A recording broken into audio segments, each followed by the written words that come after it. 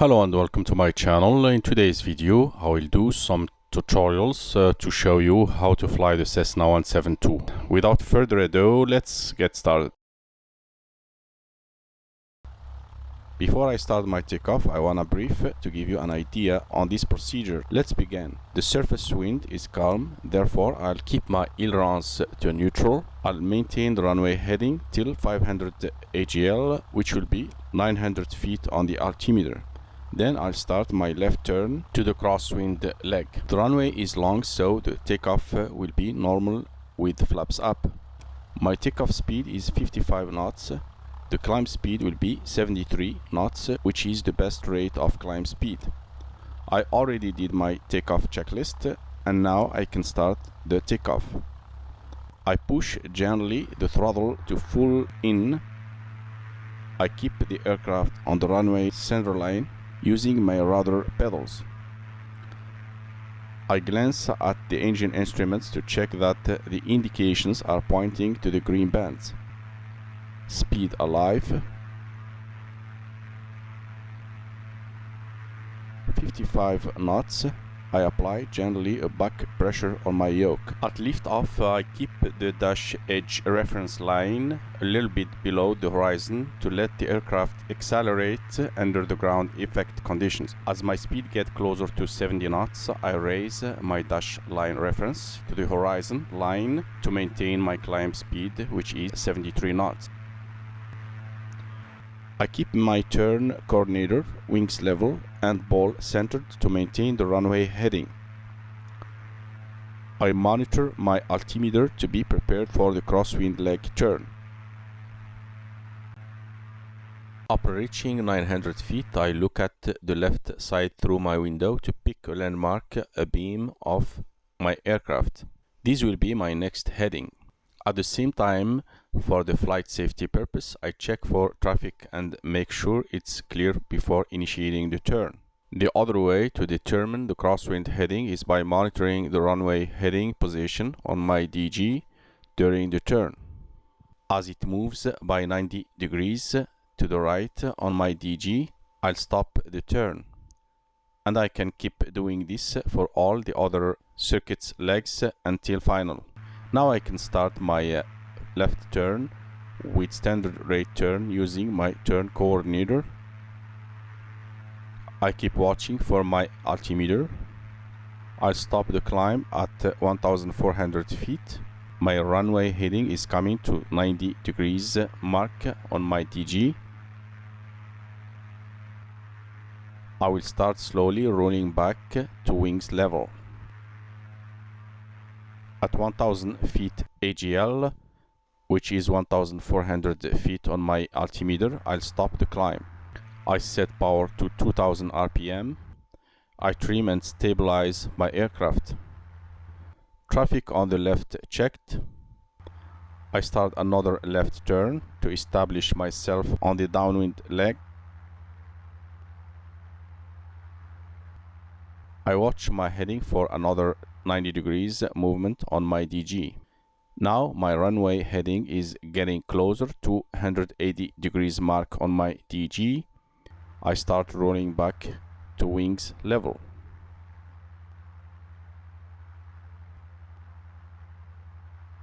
Now look at through your left window to the runway to adjust your position. You should not be too far from the runway. If you divide the wing strut into 3 equal distances, the runway should cross the wing strut at the upper second line. A beam of the runway midpoint, I check the speed for the flaps operating range and I set the flaps to 10. I set my performance for 75 knots. Now I can do a quick engine instruments check, starting from the left, primer in and locked, master switch on, magnetos both, carb heat in, mixture full rich, oil temperature and pressure green. When the aircraft is a beam of the runway threshold, I set the carb heat to on. After crossing a beam the threshold, I start looking through my left window to spot the 45 degrees position to threshold. This is the point where I'm gonna start my left base turn. Now before I start my left turn to the base leg, I check for traffic first, then I start rolling the aircraft to the left. I set the flaps to 20. I monitor my heading. As my runway heading moves closer toward 270 degrees mark on my DG, I stop the turn. I watch for coordinated turn on my turn coordinator, and you can adjust your power to maintain the speed for 70 knots. My runway heading is coming up to 270 degrees mark. I start to roll back to wings level. Now I look through my left window. As the upper portion of my wing strut get closer to the runway, I start a smooth left turn to the final. I reduce my engine RPM to start the final descent. I adjust my bank angle as necessary to join the final leg.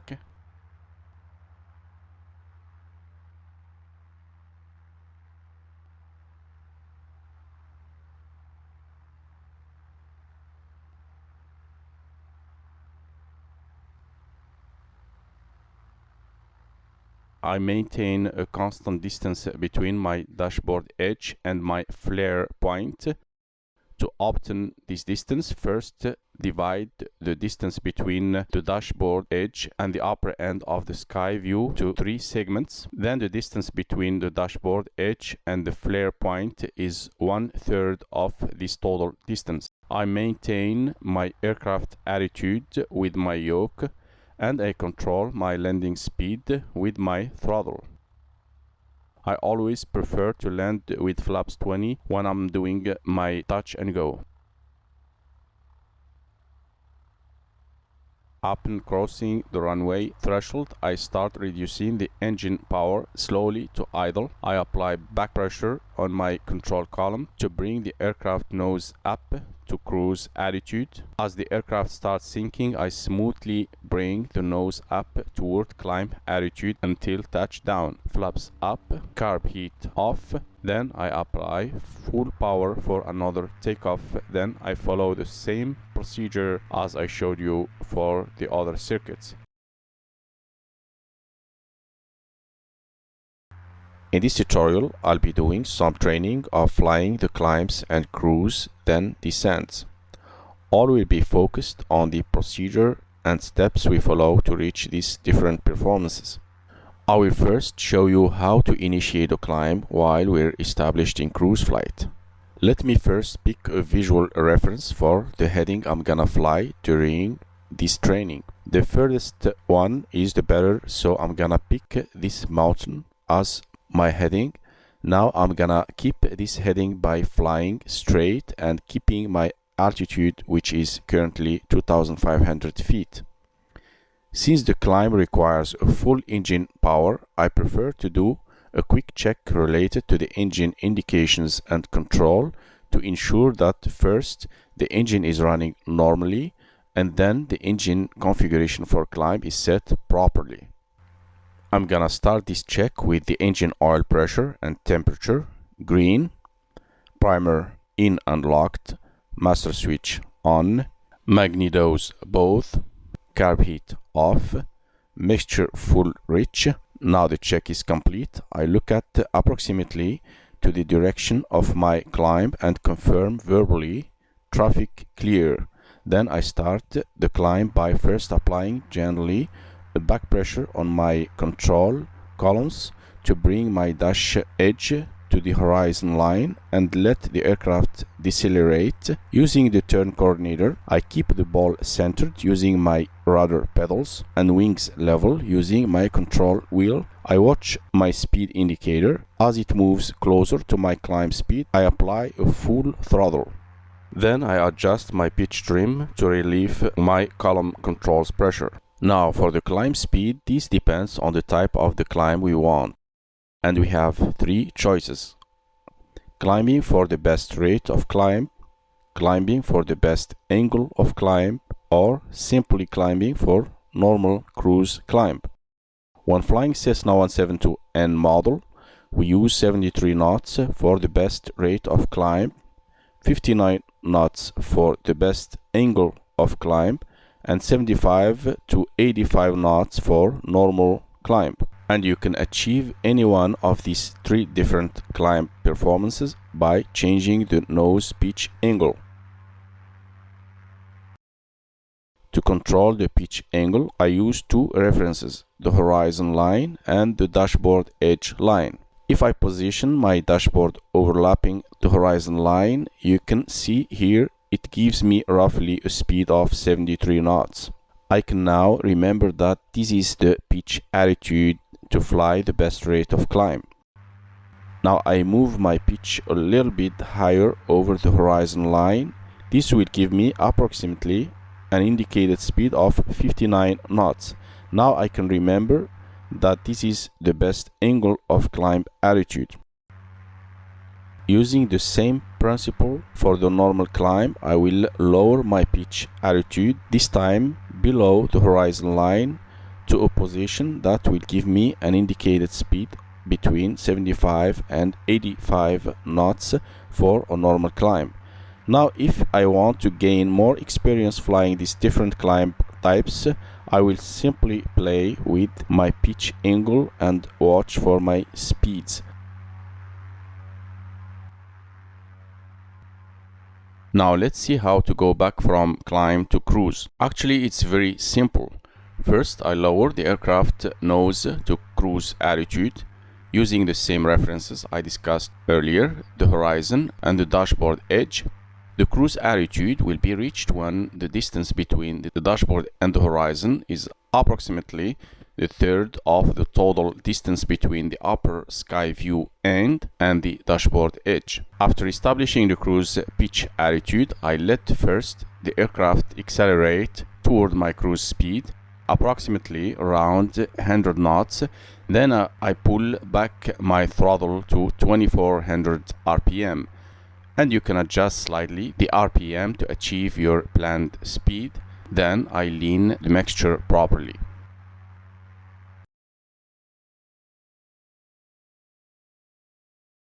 I will show you how I perform a quick descent, a constant rate of descent, and a descent to a restricted altitude above a given landmark. So let's begin our training. For instance, I'm flying the cruise 4,000 feet on my altimeter. The first thing to do before you start any type of descent is to set the mixture to full reach. First, I'll show you how to enter a quick descent. In this descent mode, I will maintain my cruise speed, and here is the procedure. Carb heat on. I bring my throttle to idle.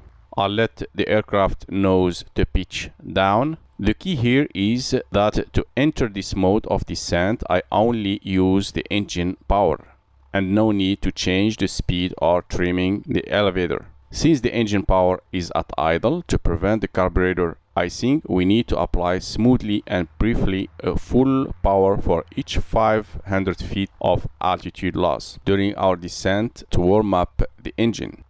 As I said, the advantage of using the quick descent is that you will be able to reach quickly the airport circuit altitude without need to start your descent from cruise earlier. Let's see now how to enter a descent using a constant rate of descent.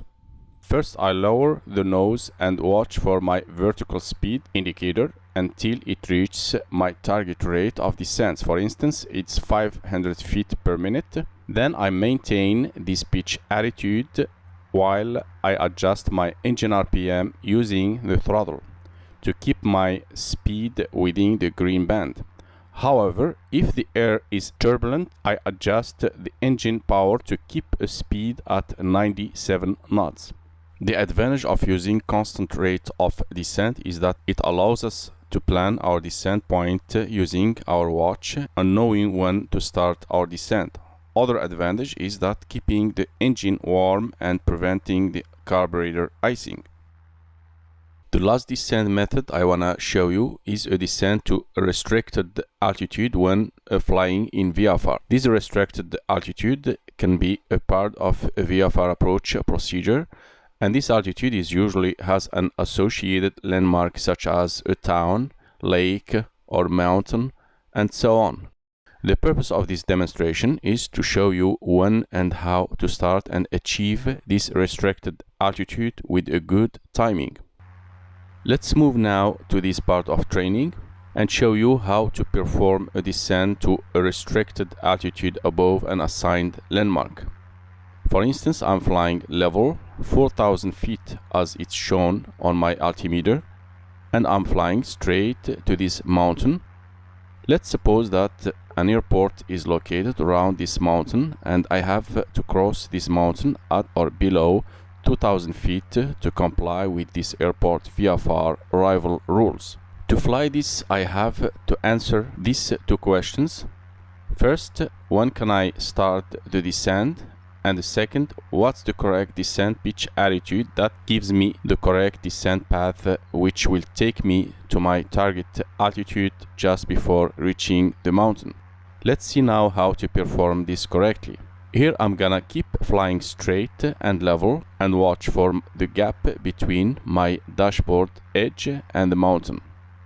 When this gap is about to close, I start my descent by lowering my nose down until the mountain position is approximately in the middle of the distance between the upper end of the sky view and the dashboard edge, and this is the proper descent pitch altitude which takes me to my target altitude above the mountain with a good timing. Now here I'm assuming that the air is stable. If we are flying in a turbulent air, we can start our descent a little bit earlier to avoid overspeeding our maximum turbulent air penetration speed. I adjust my throttle to keep my speed within the green range.